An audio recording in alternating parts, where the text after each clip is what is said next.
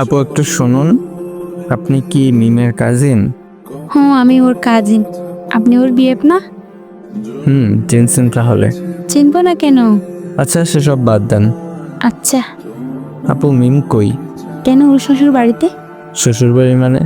কেন আপনি জানেন না? মিমের বিয়ে হয়ে গেছে 1 সপ্তাহ আগে। কি বলেন? মিম তো আমাকে বলছিল বিয়েতে রাজি হবে না।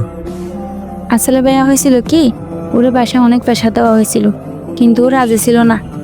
তারপর ওরে বুঝাইছে ওর বাবা মা ছেলে সরকারি চাকরি করে, যত্ন আবদার পূরণ করবে, ছেলেটার কাছে সে ভালো থাকবে। তারপর?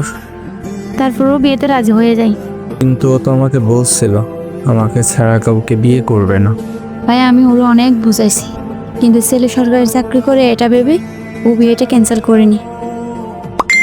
আচ্ছা ভাইয়া, মন খারাপ করে আর কিছু করা সম্ভব না। আপনি ভালো থাকেন।